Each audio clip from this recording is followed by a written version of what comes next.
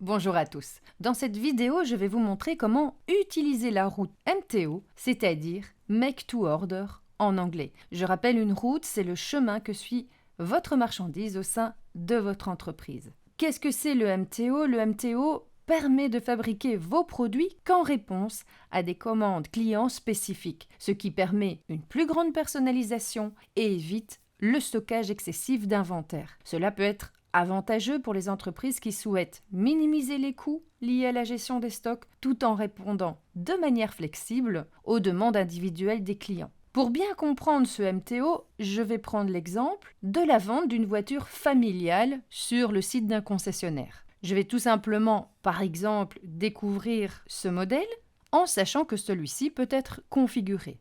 Inutile de vous préciser que si vous avez deux clients potentiels devant vous, il y a peu de chances qu'ils choisissent la même configuration de voiture, puisque nous trouvons déjà dans cet écran la proposition de deux types pour le même véhicule, et dans les filtres, on nous propose un choix d'énergie et de boîte de vitesse. Et je n'ai pas encore abordé la question de la couleur du véhicule et les autres options possibles.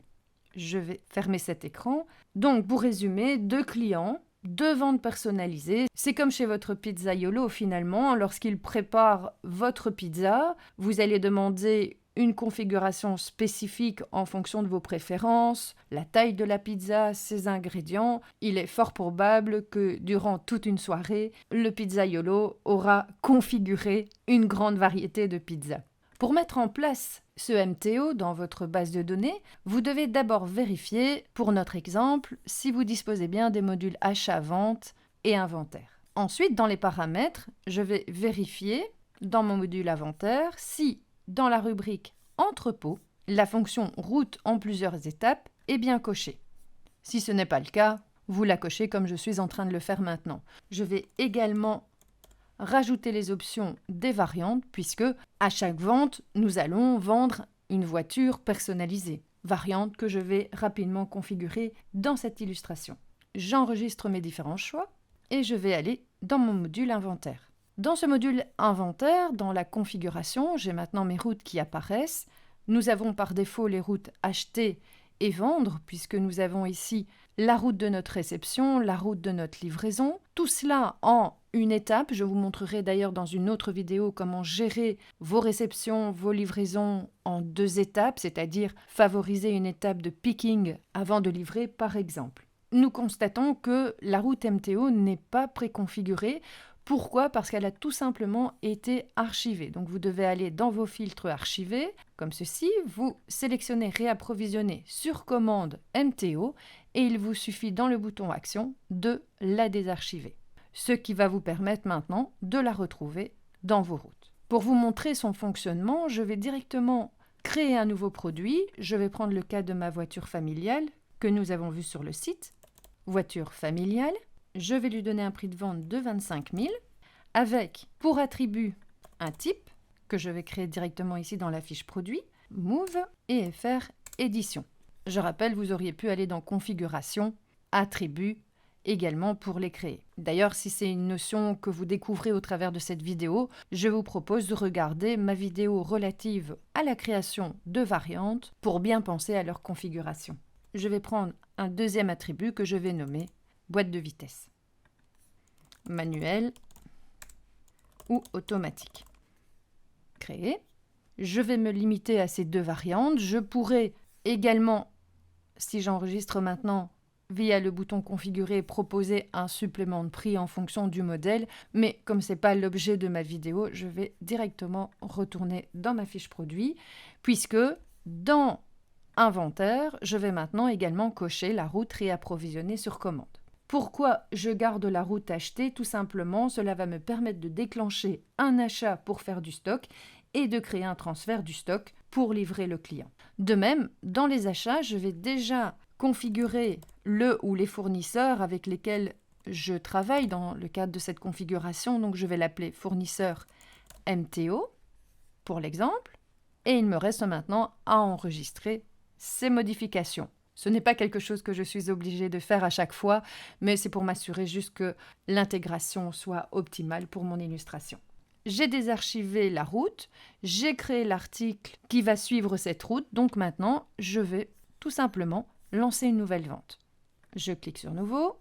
Je vais là également prendre un client fictif que je vais appeler MTO, ajouter mon véhicule que je viens de créer. Supposons par exemple que je prenne cette configuration, je n'aurai pas de supplément de prix puisque je ne l'ai pas configuré.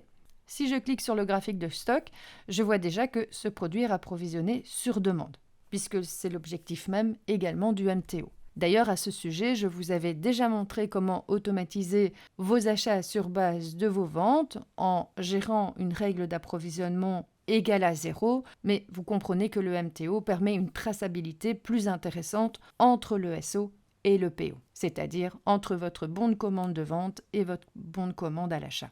Je vais maintenant tout simplement confirmer cette commande. Et là, je vois que j'ai 2 boutons intelligents qui apparaissent en haut de mon bon de commande, avec un graphique qui apparaît maintenant en rouge, puisqu'effectivement, je n'ai pour l'instant aucune unité dans mon stock. Je vais aller dans mon achat, c'est-à-dire dans mon PO, et je vais tout simplement confirmer cette commande pour mon fournisseur. J'ai maintenant un bouton de réception qui apparaît, puisqu'après la confirmation de cet ordre d'achat, je vais attendre la réception de celui-ci. Je pourrais continuer ce flux en cliquant sur les boutons intelligents, mais dans la réalité, c'est plutôt votre gestionnaire de stock qui va le faire. Donc je vais retourner dans le module inventaire, où j'y retrouve mes bons de réception et mes bons de livraison. Donc je vois déjà ici que j'ai une réception en attente et également un bon de livraison. Je peux dans la configuration, type d'opération, déplacer l'opération de transfert interne plus bas, puisque du coup, dans votre tableau de bord, vous pouvez avoir une configuration un peu différente. Avec les filtres, vous pouvez également faire des regroupements par type d'opération, voire par entrepôt, ce qui donne une vue quand même assez intéressante dans son utilisation au quotidien. Je vais cliquer sur mon bon de réception et je vais tout simplement indiquer que c'est fait. Je retourne dans ma vente. Si je clique à nouveau sur mon graphique, je vois maintenant que j'ai bien une unité qui a été réservée dans mon stock pour honorer cette commande. Je clique sur la livraison et là, je valide la livraison du véhicule. Je retourne dans mon SO. Comme vous avez pu le constater, je clique à chaque fois sur ce fil d'Ariane. Dès que vous avez des éléments en vert, ça veut dire qu'ils sont cliquables.